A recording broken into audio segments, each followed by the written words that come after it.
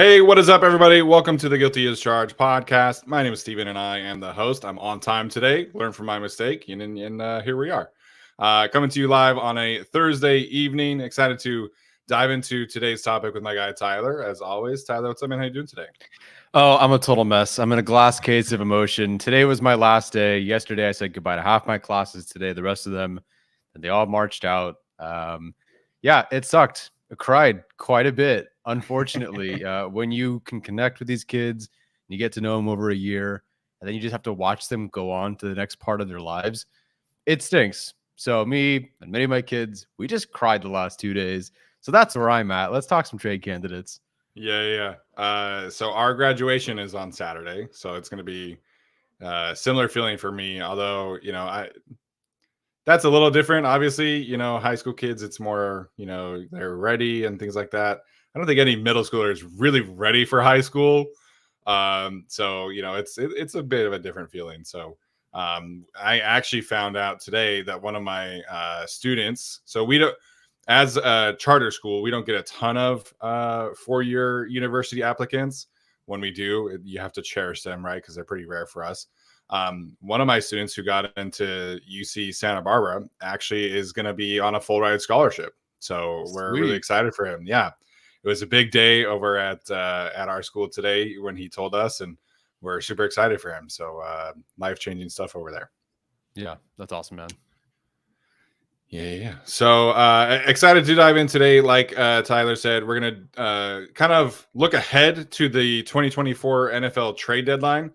This was inspired by ESPN's Bill Barnwell, who pegged the Chargers as his team most likely to trade for a playmaker.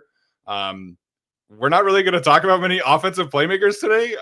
This ended up becoming more of a defensive show, as you guys will see here in a minute. But I do kind of tend to agree that the Chargers are in a great spot to trade for somebody, especially, as this is a team who could potentially be, in the playoff picture come deadline time, which is later this year, thanks to the rule change, which I'm really excited about. Should make the trade deadline more fun in the NFL. So we're pretty excited about these potential candidates. So we're going to run through 4 each. We're going to get some thoughts on all of the players and why they could be trade candidates, why they make sense for the Chargers, what role could they play on the Chargers, because we obviously feel like the Chargers could be more active at the trade deadline in general going forward with Joe Ortiz. Right. And we just believe it is possible it could actually happen. Whereas before, we never saw that. Even not even like trading a player away, I don't really think happened all that often. But they never traded for a player at the deadline, despite obvious needs and injuries very early on in the season on very key positions. The Chargers would never go out and get anybody. Again, we sat here for 4 years in a row and begged for a blocking tight end. Well, they signed one, so we're not going to beg for a blocking tight end this time.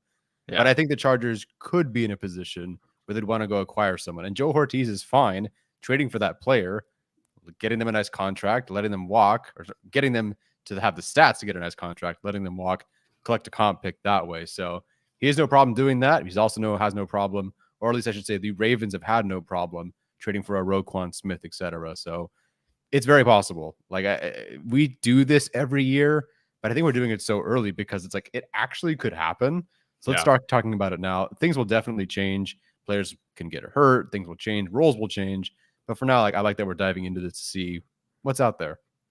Yeah, and Bill Barnwell's idea was specifically at the trade deadline, but this could theoretically happen, in training camp or before the season. It doesn't necessarily have to mean that this happens on October 20th or whenever the actual trade deadline is this year. So we're going to dive into a few players. Before we dive in there, one of the things that Joe Ortiz has said is that he's going to continue to churn over the back end of the roster. We saw that happen this week where they release one of the undrafted free agents and they bring in Alex Leatherwood.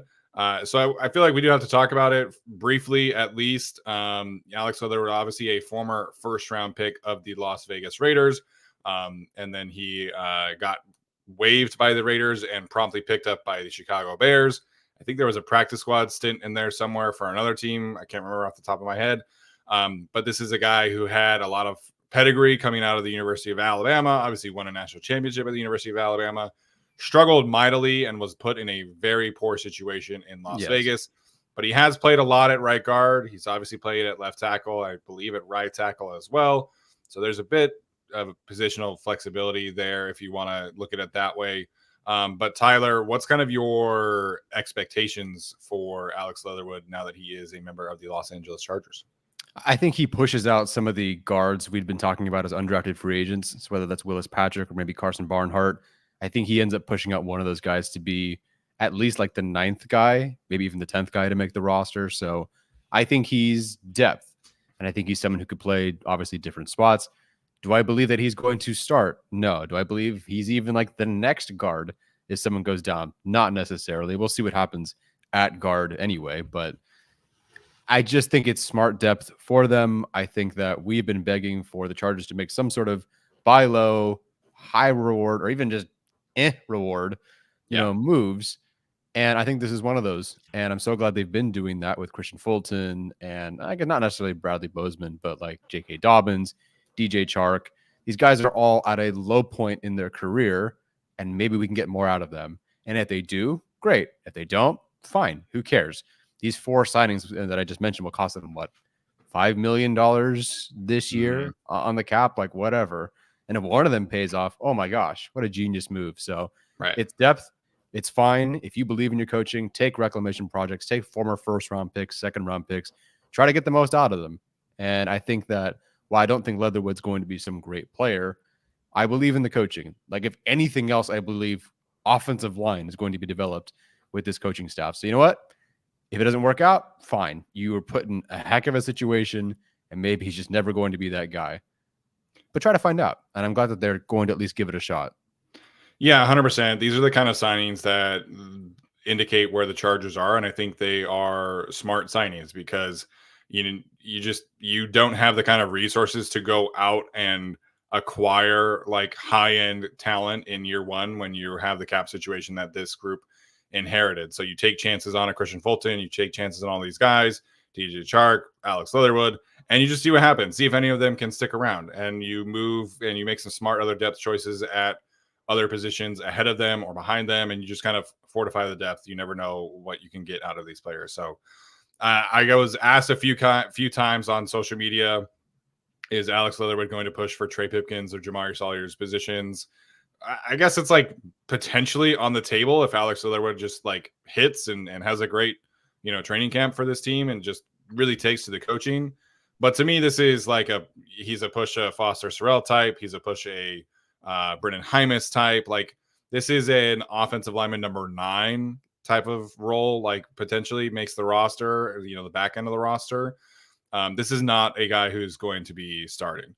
And, for whatever your opinions are of Jamari Sawyer and Trey Pipkins, we have seen them play effective football, maybe not for an entire season, but there have been stretches. And Jamari Sawyer, we know, is dependable and durable.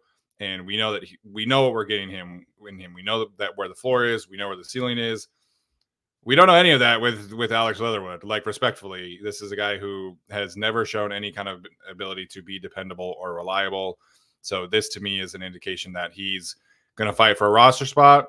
If he makes it, great. If not, no harm done. And you keep Foster Sorrell. Maybe you keep a Patrick Willis or Carson Barnhart instead, and you kind of move on. Maybe he's a practice squad player. So I don't think anybody should overreact one way or another, but I do think this is another example of Joe Ortiz making smart moves, churning over the roster, and you just never know like when something can stick. And they got a ton of great football from what's his name? The slot corner from last year that they signed late. The Ravens? Yeah. Or the Chargers? The Ravens. They signed that slot corner like in August. My gosh. I can tell you the Chargers guy. I couldn't tell you the Mollett. Arthur Mollett. That's the one I'm thinking of. Oh. So he was like a late signing for them in August and became a quality starter slot for them this year and re-signed this past offseason. So, this is what it takes. You keep cycling through the bottom of that roster and you figure it out. Yeah, I agree. No harm in making this at all. I get that there's draft priors associated with it. We, for several years, have been like, yeah, he's not like he wasn't a great prospect. Not a bad one. Just we didn't love it. But now he's just in the NFL. The college stuff is behind him. I hope he turns out to be something for this team. Yeah, and like I still had a second round grade on him. It's not like I No, had like him yeah, as a terrible player. I didn't want the Chargers to take him where they were slated to take him that year, but I thought he was worthy of a second round pick. And then of course, the Raiders took him at pick 16, 17. Yeah, top 20 at least. Yeah. So it is what it is. We've moved past that. I think he's hopefully moved past that because he's obviously been cut and released and practice squad. And so, the talent is obviously there. I did believe back at Alabama that there was first round talent in him. It's just not, the consistency was obviously never there. And that's why he has not panned out in the NFL. Okay, let's get to these trade candidates. Before we do, have to tell you that obviously today's show is presented by our friends over at Unified Healing. Whether you're a world-class athlete or a podcaster like us, we all understand the importance of mental and physical well-being and proper recovery for top-notch performance. That's why we are so excited that Unified Healing is sponsoring this episode and every episode of the Guilty as Charged podcast. Unified Healing is a new and super innovative global network of wellness centers powered by the Energy Enhancement System. If you haven't heard of the EE system yet, you'll want to listen up because this technology promotes wellness, deep relaxation, purification, and rejuvenation. So whether you're here in Fresno or down in Orange County, there are hundreds of locations across the globe with easy access to a center and very affordable cost as well. So if you're interested in experiencing the EE system technology for yourself, please go to unifiedhealing.com/guilty to learn more and find a center near you. Again, that is unifiedhealing.com/guilty. The link is in the description of this episode and every episode after that. Okay, so our parameters for the trade candidates were really just like anybody's on the table. We did not have like any set dialogue or anything like that, but I know for me personally, I wanted to look first at players who are free agents in 2025. It's usually the kind of player that is moved at the deadline, kind of a low cost move by these teams. And then also some players that might be in some crowded situations. So, I ended up picking mostly defensive players. I think Tyler did as well. So not a ton of offensive guys that I loved. We'll get to a couple today. But it was definitely easier in past years to highlight some specific offensive guys. It does feel like just from a general scope that there might be more defensive players that could potentially be on the move. Like I said, whether in training camp or at the deadline this year. Yeah, and the defensive part of this roster is much less set than the offensive side. I feel like even if like maybe the wide receiver room isn't sorted out just yet, the guys that are going to be on the field are in the room. We just don't know what combination would order, that maybe someone gets cut. Otherwise, I don't see them making a big trade there. You look at like the best center options, like, oh, maybe they could trade for a center. Well, it's Creed Humphrey, so that's not happening. You're trying to look for a tight end. Like, okay, there's the blocking tight ends, but I don't think they're going to do that. So it was tricky to try to find somebody on offense. Defense, it was like, yeah, I'll take that position.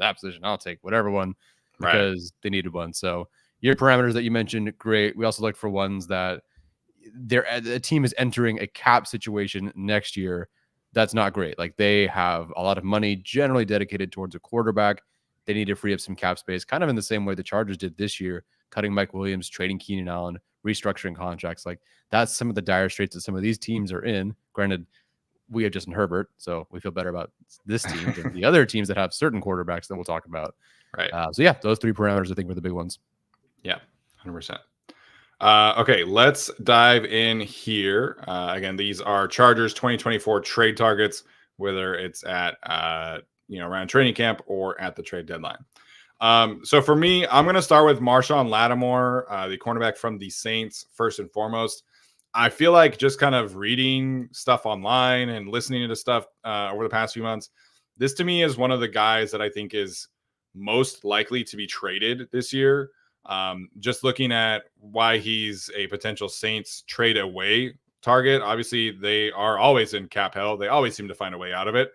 But it's a very real thing for a team that could be kind of on its last little leg here. Obviously, it's very different than the Drew Brees crowd, but they have a very old team. You're talking about Cam Jordan. You're talking about the linebacker whose name is escaping me right now. You have Derek Carr.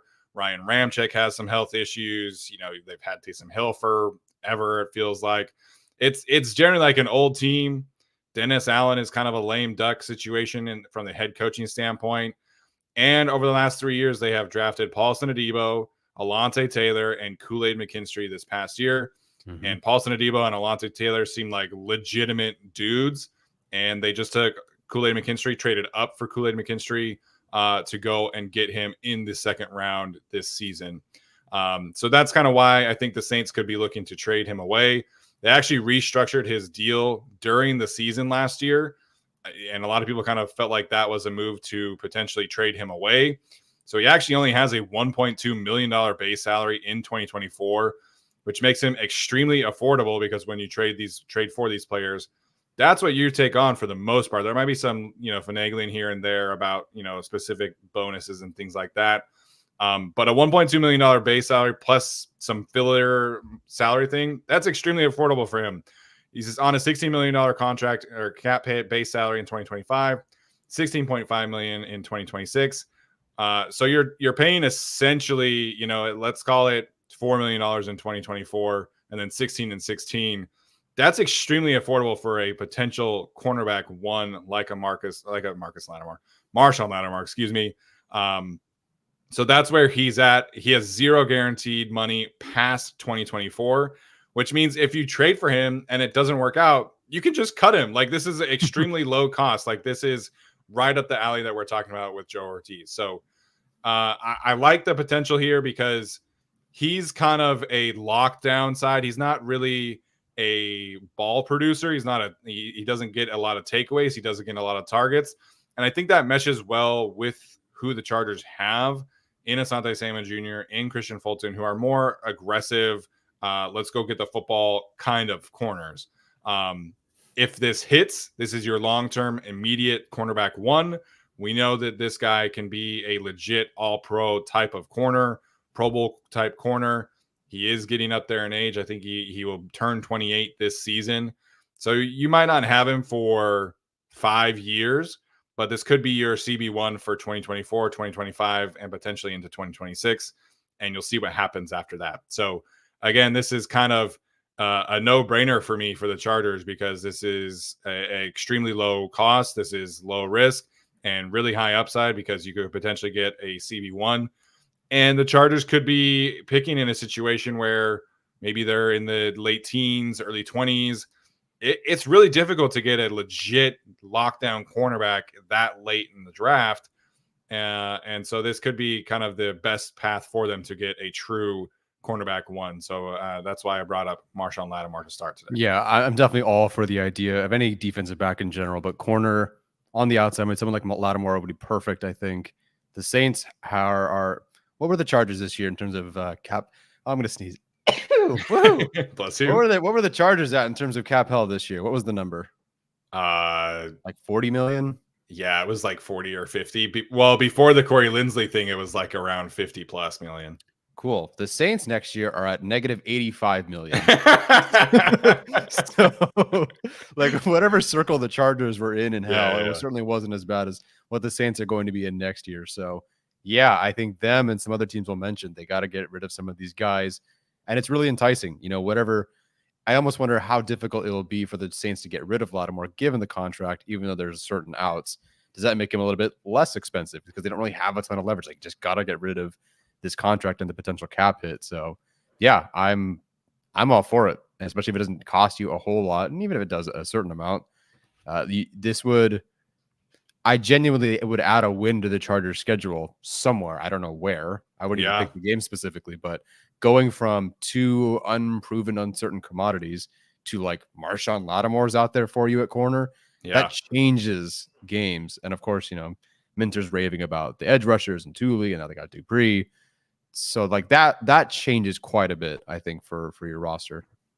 Yeah, and like you mentioned, you feel so much better about the cornerback room if you get a guy like Marshall Lattimore.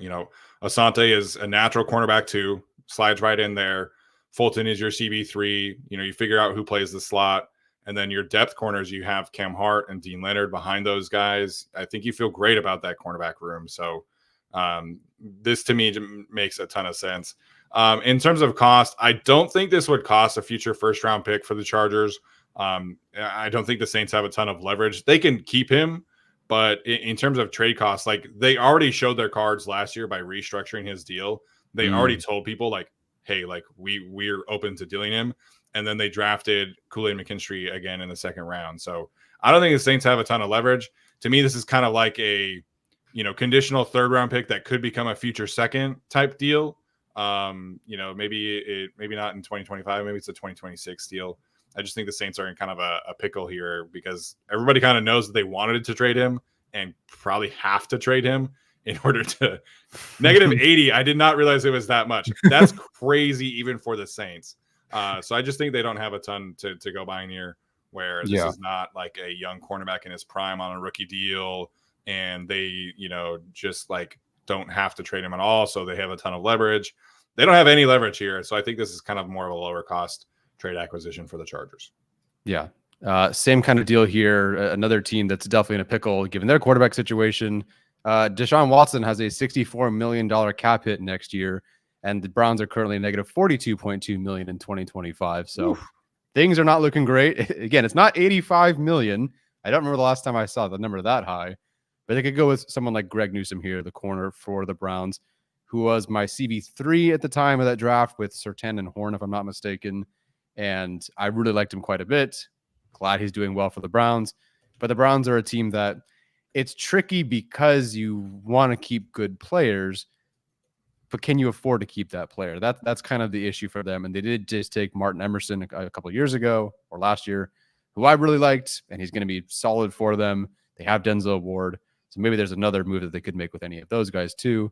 But Greg Newsome is someone who they could move off of just because they need the cap space. They got to find cap space. And this is someone, Lattimore would be the perimeter guy. Greg Newsome, a bit more flexible. This is someone who spent 1,200 career snaps in the box and in the slot. He's also spent 1,200 career snaps on the outside. So whatever Jesse Minter needs, he can go inside, outside, whatever. So he would start for you as your nickel. He'd be your slot corner guy. If you need him outside, great, you can do that. So he's got plenty of flexibility and would not be very expensive. You have him under control for this year or for the remainder of the year or whatever. And then next year with the fifth year option, only about $13.38 million, or I should say exactly $13.38 million. But the Chargers have plenty of cap space next year, so absorbing that would be no issue for them. Yeah, I think this I think would cost more in terms of a draft compensation. Definitely. Because this is a guy in his prime, played extremely well. You're not going to give a first round pick probably for like a true slot corner. But this is probably some combination of like a second and a fourth or a second and a fifth. And there was some weird like buzz a few months before the drafts that they could have been potentially looking to trade him. It was mostly coming from like the beat of the Browns. It wasn't like anything national. So there might be something there. Obviously the Chargers are at least semi-familiar with him because he played in the Big Ten and obviously at Northwestern. Joe Ortiz and the scouting side of things have played against him in the division. So that's not nothing, but I think this to me would be, whereas Lattimore, you're probably only getting him for 2 years. Newsome, you could have on the team for the next 5-6 years. Like that, like he's in the prime of his career. So this to me would be a more aggressive move than Lattimore. It really just kind of comes down to, is he actually available? And if he is, I think you definitely go after this kind of move. It would pair beautifully, I think, with the room that they have, because he can play slot, he can play outside, he can blitz, he can cover, he can tackle. To me, he's like Mike Sainristil, but NFL version. A little bit taller, but that kind of style. So I think he would fit in perfectly for this team. Yeah, I have so many questions at corner. I don't really care if they go with Lattimore or Newsome at this point. They need somebody out there. So I'd be fine with either. Do you have a preference between these two guys? I mean, as a player, I would say Newsome, but I think as a trade target, I think it might make more sense for Lattimore just because it's lower cost. But Newsome definitely prefer him as a player. Yeah, I agree. All right, next one for me here. Mr. Draymond Jones, the defensive tackle of the Seahawks, formerly of the Broncos. Obviously, we are all pretty familiar with his ability. On all the games that he just destroyed the Chargers offensive line, especially he who shall not be named a few years ago in the game when Matt Filer missed. In 2023, Draymond Jones, I think maybe disappointed Seahawks fans based off the contract that he got, but he kind of performed at the same level that he's been at, around 40 pressures, around 5 to 8 sacks, around 7 to 10 quarterback hits. That's kind of been who he's always been. He's not a star defensive tackle, and I think that's kind of what the Seahawks were hoping for when they paid him, which I think is also why he's on this kind of list. Remaining deal, he has an $11 million base salary in 2024, $16 million base salary in 2025, zero guaranteed money after 2024. So again, this is you trade for him, you inherit his current base salary. If it doesn't work out, you could just cut him, like zero cost. And if it works out, you can keep him, you can extend him, whatever the case may be. So the Seahawks did sign him to an expensive contract. It was a 3-year contract. So why are they trading this kind of player? Well, they also traded a second-round pick for Leonard Williams and then gave him a monster contract. And then they drafted Byron Murphy in the first round this year. And they're also headed for cap issues next season. They also have a quarterback who is looking for an extension, a quarterback who's looking to become very expensive, who played at a top 10 level this past season. They have 2 very expensive wide receivers, and on and on and on. They have 2 future expensive cornerbacks. So they cut both of their starting safeties this year because of their cap issues, and that is probably going to continue into next season. So this isn't necessarily like a needle mover for the Chargers. I wouldn't necessarily peg him as like their DT1, like from the jump, because he doesn't really defend the run. That's kind of been the knock against Draymond Jones. He's not like a true every down player, but the potential for him to be a long-term pass rushing defensive tackle is still there. This is a guy who's just consistently hits the kind of production that is on the screen here. And the Chargers don't really have that guy who can legitimately rush the passer outside of Morgan Fox. So in this kind of world, like, you just kind of keep adding pass rushers, right? They did at the edge. Maybe they do that at defensive tackle. But you have to know what you're getting here with Draymond Jones. You're not getting a 3-down player. You're not getting like a true run stuffing defensive lineman. I think he only had 6 run stops last season, if I'm not mistaken. His run stop percentage was like 2%. So this is pure. You're really selling me, Steven. This is pure pass rush defensive tackle. This is basically just like a younger version of Draymond Jones, or a younger version of Morgan Fox, excuse me. A guy who could be here for the next 2 or 3 years. That's the specific role you're getting if you're targeting Draymond Jones. Yeah, and I think that Elston, the defensive line coach, came out and said, like, hey, someone asked him like how Boygby is, and he says, well, he's more of a run defender, block destroyer kind of guy right now. Then he is a pass rusher. So if you were thinking that maybe a Boygby this year is going to be that next like pass rusher, they aren't even so sure right now. So Jones would definitely check that box if you feel that Poona Ford and a Boygby and let's say Otito, they're more your run defender types. Pairing Fox with Jones, I think would be smart to balance out the rush. Yeah, I think it's just kind of a low cost move. I would say that Lattimore or Newsome would move the needle more for the defense, but I do think Jones would obviously help. And again, it just kind of solves the problem that they don't really have an answer to right now. Yeah, the defensive line room is interesting, intriguing, has some upside, but it's not. There's no like 3 straight years of 40 pressures like Jones has had. Fox notwithstanding, but the rest of the group is a bit uncertain there. Next guy up for me is Jeremiah Owusu-Koramoah. Let's just keep going through players that the Browns drafted that I like. They kind of do that a lot. Yeah, I hate them for that. Yeah, Michael Hall this past year. What is wrong with them? Anyway, 2023 stats were solid: 70 solo tackles, 53 stops, 16 pressures, 4 sacks, a forced fumble, and 2 interceptions. He's only got 1 year left on his deal. It's $2.06 million left, so not bad. Why a linebacker, especially after how we're hearing about Junior Colson? There's definitely a trade precedent here with Roquan Smith. The Ravens have no problem and had no problem acquiring another linebacker at the deadline. So that's there. He's also got a connection to both safeties coach Chris O'Leary and defensive line coach Mike Elston. Elston at the time, he had like 5 other roles before he officially went to defensive line or whatever it was. So, but anyway, there is a connection there between 2 members of the defensive staff. This guy is known for being more so undersized, but better rushing the passer and better in coverage. He's going to solve those problems for you that Steve and I talked about last week. Like, who's the guy that's going to step onto the field and cover? Who's going to be the gets on the field and chases this guy down in coverage or whatever? that could be Jeremiah Owusu-Koramoah. And I was curious because of the knocks on his size, like, okay, is that going to be a huge issue? And it might be, considering he just signed elsewhere, but he's actually bigger than Patrick Queen. Their measurables are very, very similar, but he is just a little bit bigger overall. So I think that would make a little bit of sense. Again, the Ravens did let him walk. He did go sign with the Steelers, but they did draft him too. So I believe Hortiz is obviously a big part of that evaluation, and he broke out no problem. So I think if Junior Colson is, I don't know at this point if he becomes your green dot guy, it's probably Owusu-Koramoah, but that's a great one too. I think Junior Colson's a wonderful run defender who can learn some stuff along the way. Owusu-Koramoah, he's your blitzer, he's your coverage guy. That's a great 1-2 pairing. And again, as we talked about with Newsome, the Browns, they need to free up some space, or they could just deal this guy on the last year of his deal, whatever. Yeah, and I think this is kind of where's your avenue to get like high-end linebacker play? Well, there's not really a great free agency group outside of, these young guys who are on expiring deals next year. Kind of is a group that doesn't have a ton of draft stock, although there are supposedly, again, a lot can change. A lot of people do like next year's linebacker class, which is good because the last few have been awful. So we'll kind of see what happens, but this is a great avenue to make sure that you can acquire your legit, like, long-term future at the linebacker position.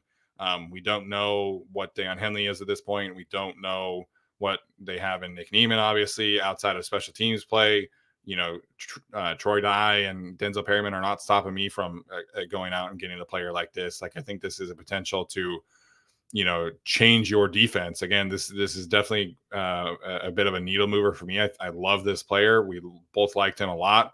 I think I graded him as a safety, but I think he's become a really good player in the NFL, and I think it just becomes a really nice pairing, like you mentioned, with him and Junior Colson for the long haul. Yeah. And oh god, what was I going to say? Oh yeah, if Deion Henley were the guy who stepped in when Junior Colson was not on the field, then maybe like Deion Henley becomes that third guy, right? And I guess he still could. The fact that it was Troy Dye to step in already with Denzel Perryman, with Junior Colson off the field, and be the first team defense guy with Colson not there, like, I'm not saying the Henley dream is dead, but like maybe for a year it has to be postponed. And so with them currently, and it was 1 day of OTAs, so we'll see how things change. But if that's kind of how they're feeling about Henley right now, then I see no issue with going and getting someone like Owusu-Koramoah, which you could do anyway if you felt good about Henley. But more so now if you think Dye is your LB3. Yeah, that's going to be something interesting to watch at training camp, because Jesse Minter spoke pretty highly of Troy Dye in that mic'd up video, and then he was like the starting linebacker the next day after that. So I think there was a comment about, like, when he was in his press conference too, that like him and Ryan Ficken have a very good relationship. So we know that Troy Dye is going to we know that he's going to make the roster because of his special teams ability. But if he's your linebacker 3 man, I think we got to have some real questions about, Deion Henley's future here with the Chargers. Yeah. Mm-hmm. All right. Before we continue, I have to tell you guys about our friends over at Prize Picks. So Tyler, why don't you take it away there? Yeah. So Prize Picks, apparently Luca is destroying things right now. So you can go ahead and pick more or less over there. We've loved using Prize Picks, of course. I've been trying to keep up with the NBA playoffs. It's the only reason I'm even a bit invested in the NBA playoffs, because all the teams are, I'm happy for them. I just don't care about these teams. But if you want to care a little bit more, go use Prize Picks. You can pick 2 to 6 players, and if they're going to get more or less, there's goblins, there's ghouls, there's star players, there's free entries, there's protected plays, you name it. Like, they're just throwing everything out there to get anybody interested in Prize Picks and using this platform. And I'm hooked. I'm hooked. It's basketball. I don't even watch it. I haven't even watched the NBA playoffs, but I am participating in Prize Picks because it's that much fun. So to make your selections, go to prizepicks.com/guilty. Use the code guilty for our first deposit match up to $100. Yeah, I've been watching more of the inside NBA stuff because it's like the last potentially time that we're going to get that group together, which is sad. But Prize Picks is a great way to get some extra skin in the game. Mm-hmm. So go use it. Yeah. All right, back in here. I'm going to bring up Jabril Peppers, former Michigan Wolverine Jabril Peppers, for my next choice here. 2023 stats. I did not realize this, but he was one of the most impactful and consistent run defending safeties in the league last season in New England. He had 17 total run stops, which ranked sixth. His 3.9 average depth of tackle was the fifth best in the league. And I think he had the second highest run defense grade on PFF. So this is a guy who has really become a really solid run defending safety, despite kind of his initial profile in the NFL where the Browns used him like exclusively as a cover 3 center fielder type of safety. So credit to him there. He only allowed 20 receptions on 34 targets in 2023. So not a ton of volume there, but he did have a forced incompletion percentage of 18%, which was the 14th best mark in the league. And he had 2 interceptions. So last season was definitely his kind of, delayed breakout season, the breakout season that a lot of people have been hoping for. And maybe that can continue, maybe not. So there's a little bit more risk here than the previous choices that I have mentioned. You don't really know what he's like outside of New England in terms of his high end play. But connections wise, obviously he checks the box with Jim Harbaugh playing for him. He also played with the Giants when Wink Martindale was their defensive coordinator. And that's where Jesse Minter's history comes from. Jesse Minter is not going to blitz as much as Wink Martindale did, but the bones of that defense come from Wink Martindale, and Jabril Peppers has experience in that kind of scheme. Why he's a trade target for me, the Patriots are obviously in a rebuild mode, and you don't really have any reason to keep a player like this. So if the Patriots start off the season 2-6, 2-7, or whatever the case may be, they do have a difficult schedule. Jacoby Brissett or Drake May or whoever they decide to start at quarterback is just really struggling. You tend to see those kind of teams offload players like Jabril Peppers, who is a free agent after the season. So his remaining deal base salary is $3.18 million. So again, very affordable. Don't think he costs all that much in trade acquisition. He has all the connections. He can play in the slot. He can play free safety. He can play box safety. This is the perfect kind of safety 3 that the Chargers need. And just for kicks and giggles, he can be your backup returner if you need him to be.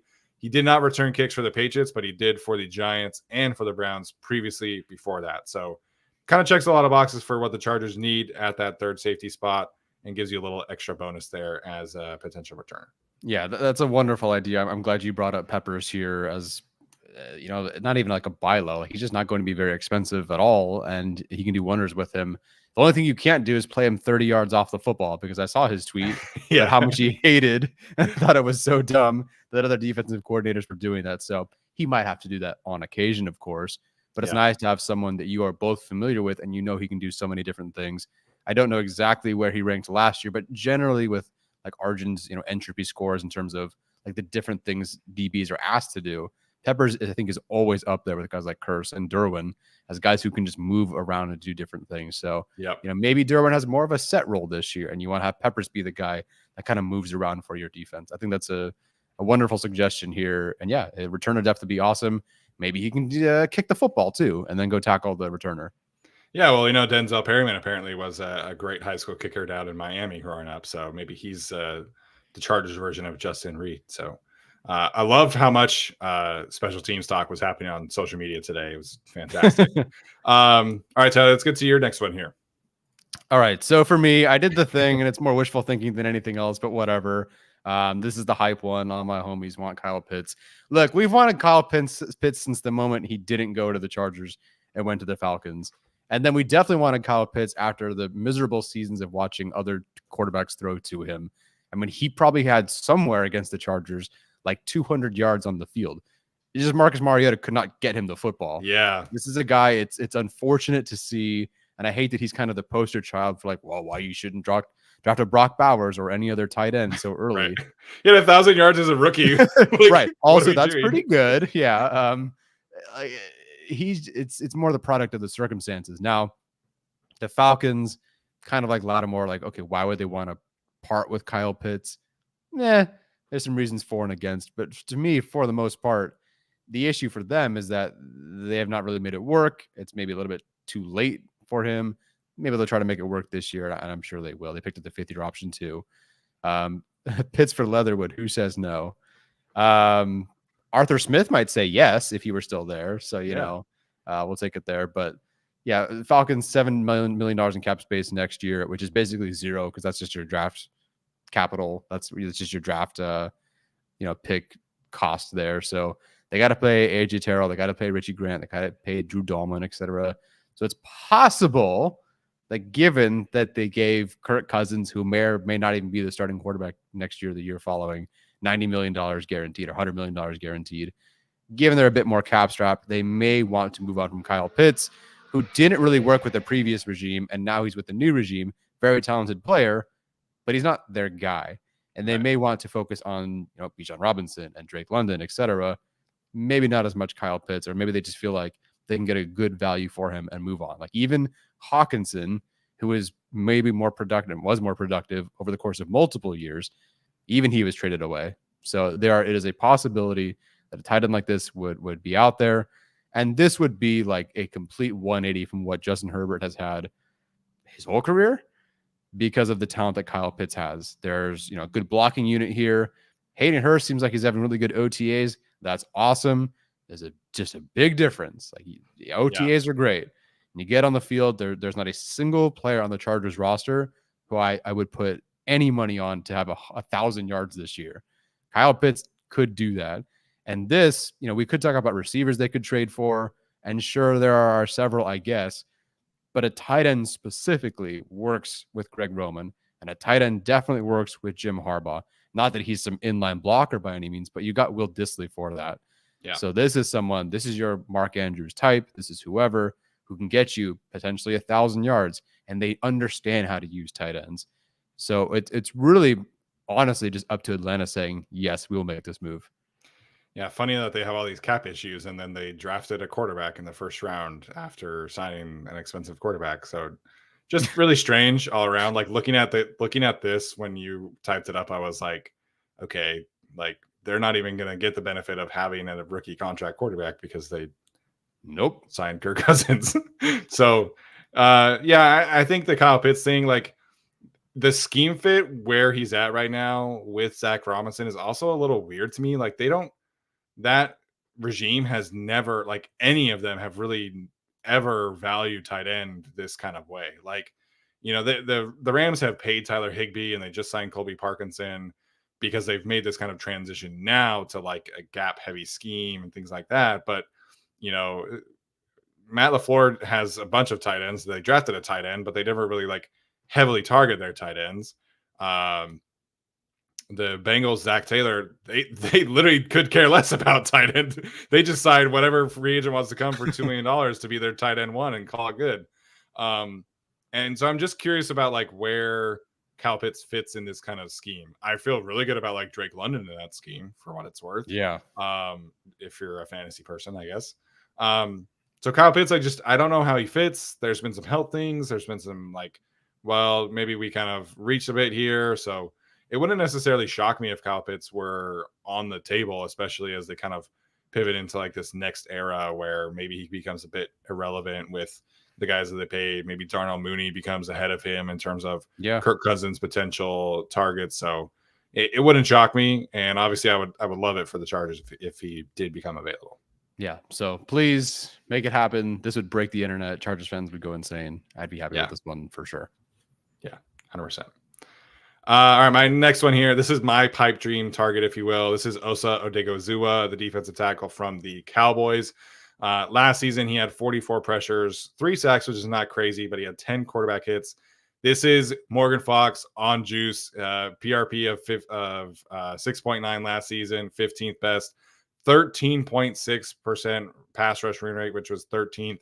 This is a guy who has continued to improve and just become a lethal, efficient pass rusher. He is on the final year of his rookie contract, $3.1 million. He's kind of the only pass rushing defensive tackle now with the Cowboys because a bunch of them went to Washington with Dan Quinn. So there obviously is a chance that they keep Osa around, that this upcoming season he just makes himself like truly a 3-down player for the first time in his career. Maybe he's much better against the run. But right now he's kind of pass rush only, and a really, really, really good one. So this is potentially a really expensive defensive pass rushing tackle for the Dallas Cowboys. They have the whole like Dak Prescott thing, and like CeeDee Lamb needs a new contract, and Micah Parsons needs a new contract. There's just a lot of uncertainty from a financial standpoint for the Dallas Cowboys. So maybe they look at the defensive pass rushing tackle and think, hey, you know what? We don't really need this guy as we have these other contracts that we have to kind of sort out. Let's maybe see if we can offload this kind of contract before we have to pay him. Now, obviously, the Cowboys are kind of in that Super Bowl bubble, so maybe there are more buyers at the deadline than sellers. But sometimes the contenders make these kind of moves with the future in mind, and you just decide to offload the player before you have to deal with the contract stuff. So this to me is about buying into the potential peak of Osa Odigizua, who I think can do way more than he's been given the chance to in Dallas. The efficiency numbers are off the charts. I'm definitely buying his potential to increase his volume stats with more snaps. This is a guy who played like 150 snaps less than Morgan Fox this past season. Oh, wow. So this is like the efficiency here is like truly like off the charts potential wise. And I would love the potential here to get him as your long-term pass rushing defensive tackle and just give the Chargers a piece in that middle defensive line that they don't really have. Like they don't, outside of Eboigbe, who they just drafted, they don't really have a long-term investment. And Osa would do that. You probably have to pay him a good chunk of change next offseason, but I do think he's worth what he could potentially get on the open market. Yeah, and not that the Chargers have like a bajillion dollars next year, but they have like half a bajillion dollars. It's like at 103 right now. It's better than negative 85 million. I'll tell you that much. I'd be all for it. I think that they should consider, if they're not like floundering in games and they're kind of like in a good spot, consider making a move like this because they can afford it next year. So I did not realize he played that few snaps last year. It wasn't an injury thing though. It was just they had other options. He like did not play the run at all. Like he was basically like a DPR for them. I do think when he did play the run, he was impactful. His run defense grade is good. I remember him having good run defense snaps against the Chargers. It was just like they had other guys and they just had a stacked defensive tackle room. And so he didn't get a ton of snaps. But when he was out there, he was extremely efficient and effective. Yeah. Well, I'd be all for that. That's great then. They should make some sort of long-term investment at defensive tackle that's actually good and consistent and has a bright future ahead of them. I think that I get what the Chargers were doing in 2022 when they signed like Joseph Day, Johnson, and try to, gather some of these guys to fix the run defense. But having someone long-term like this would be huge because it's been a very long time since the Chargers had someone who is a consistent force in the middle there. Edge, they've got solved no problem. Defensive tackle would be nice to have the same guy year after year after year to be a big part of this rush unit. I'm trying to think, man. Like, it's been a long time. Long time. Let's just try to name the best pass rushing defensive tackles the last few years. It's been Fox. Then I guess Tillery. Oh, there was that 1 year of like, what's his name? Had the gun charge with the Cardinals, and then he played for the Raiders. Darius Philon was like really fun for a minute there. Yeah. Damian Square. Yeah. We've reached that part in the show, guys. Start naming off former, just specifically pass rushing defensive tackles. I love that we're doing this again. Last time we did this, the listeners they kept the whole bit going for like 45 minutes. It was fantastic. Yes, we said the T word, Daniel. We said Tillery. I don't remember. They've always just cycled through different names. Oh, okay. So sorry, Justin Jones. Obviously, they tried to make that work. But Jones was never really that never guy. A number one guy. No, he improved when he got to Chicago. Yeah. Brandon Meebane. Linval Joseph, but that wasn't really like a rusher. Guys. Yeah. Is it Jared Tillery? Darius Philon had 30 pressures and 5 sacks in 2018. For what it's worth, that's pretty good. That was 28. Was that the Chargers? Yeah. I guess. Oh, Corey Liuget. Duh, Corey Liuget. Yeah. Okay, Corey Liuget. That's probably the most recent best example. Great. So all we had to go is to the 2011 draft pick for the Chargers last time that a consistent force in the interior as a rusher. So yes, it is 2024. It would be nice to have someone who's, Yeah. consistent there. Yeah. So Corey Liuget, 2017 was his last season with the Chargers. Was not super great, but in 2020, when is that? 2014? No. 2016, he had 33 pressures and 6 sacks. 2014, 38 pressures and 5 sacks and 9 hits. 41 pressures in 2013. So not like eye-popping production, but pretty good, especially for back then for a defensive tackle. So yeah, Corey Liuget. That's like the last one. Wow, what a stellar list. So yeah, Osa would be great. Yeah, him and Tuli Tuipulotu would kill commentators, but thankfully I don't have to do that. And they could reunite Osa and Otito back on the same defensive line again. Yeah, that would be fun. All right, last one for me here. A big barn burner here.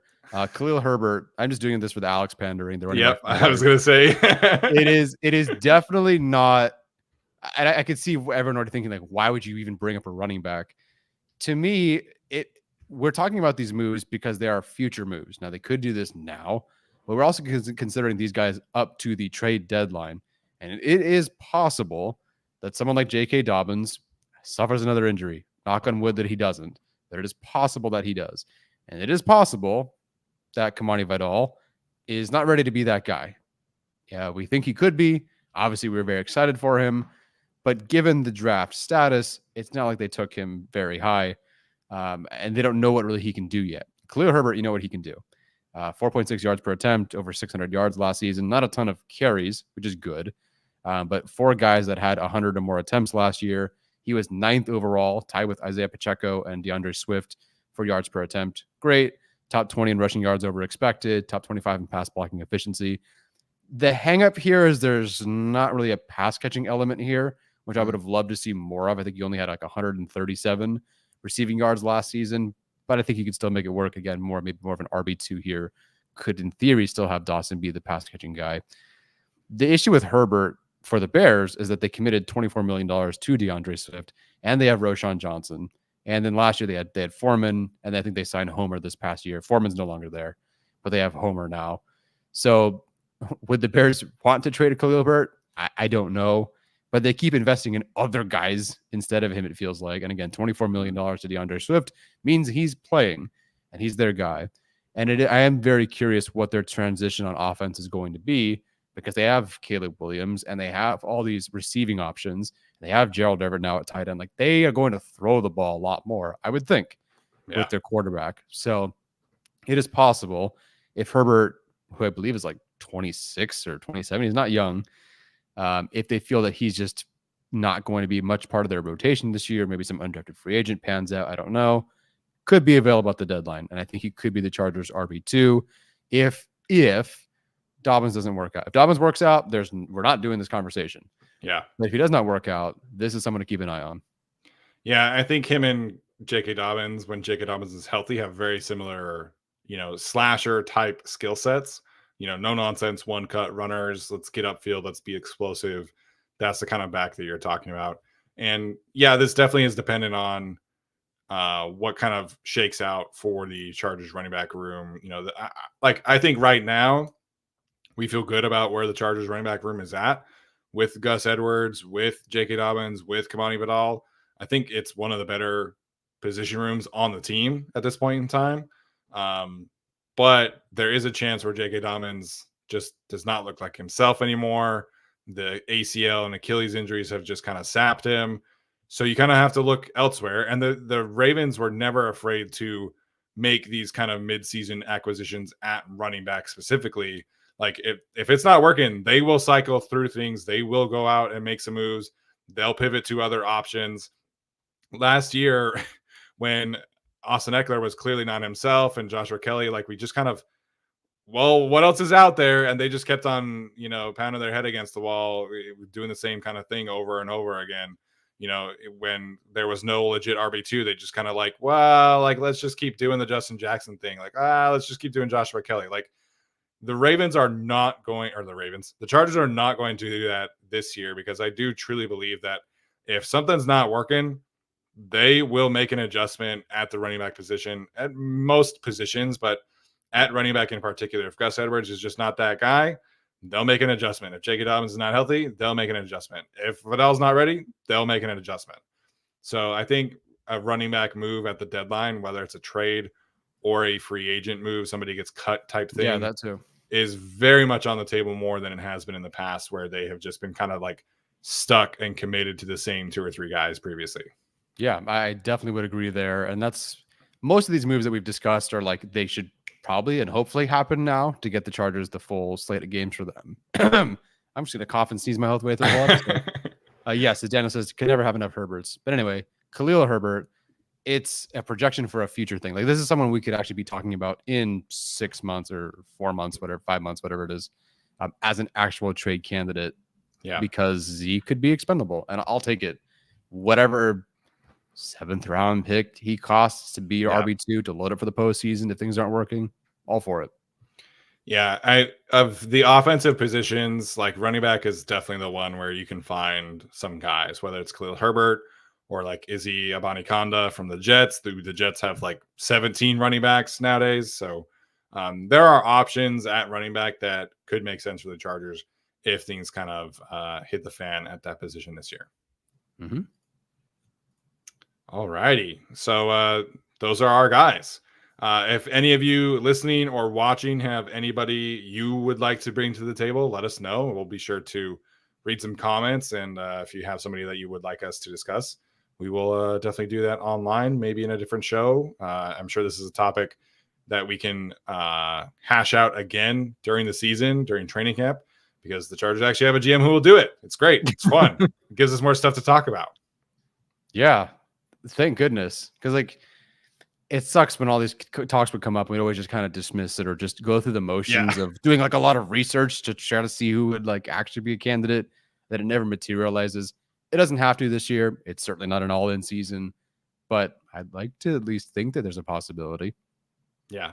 We would always do like a draft trade down or trade up videos. And it's like, well, we don't know how possible this actually is. Now we know that it's actually pretty possible. So yeah. Athir says he wants Trent McDuffie. I too want one of the best cornerbacks in the league. That'd be fantastic. That'd be nice. Trent McDuffie's game, unfortunately. Yeah, for sure. But yeah, we'll definitely talk about some other guys here at some point down the road. Those were the 8 names that we came up with today. So I know some people have been asking about this, but on Monday, we will be addressing a bunch of the different topics that have come out at OTAs. There's just been not a lot of media coverage of stuff happening this week. We're obviously not there. So we wanted to kind of let it breathe a bit and have more things to discuss. So on Monday, we will be doing a buy or sell version of OTA Buzz, and we'll have some good topics to discuss. Hopefully after we get some more media stories from Daniel Popper, Chris Rim, Eric Smith, and all those guys that do a great job covering the Chargers on a day-to-day basis. Tyler, any other final thoughts before we head out? I'm excited. I appreciate all the guys for their coverage of this team. It helps us. I think slowly this writer's room is growing. So I feel like we have a nice group of guys that we can rely on for good information. So yeah, excited to discuss the buy or sell next week. Yeah, 100%. Some other housekeeping. Next Tuesday, we will not have an episode. I have a graduation I need to attend on Tuesday night. So next week we'll be live on Monday and Wednesday. And then the following week after that is veteran mandatory mini camp. So hopefully we get some things to talk about at that point. And then I'm going to go on vacation. So we'll be on a bit of a break after that. So summer break right around the corner for us. Tyler's already on summer break, started today. So congrats. That should be fun. Hopefully you have some fun things, some fun projects planned for summer vacation. Nope. Not one bit. Me and Thule are the same person. I love that Thule's like, that was so funny. I had time off. I didn't know what to do with it. I just worked out. I'm like, dude, I feel seen and represented for the first time because I have no idea what I'm going to do. And I don't know what to do with all this time. So yeah, I feel you, Thule. They were like, did you go anywhere? He's like, I went to San Francisco for a weekend.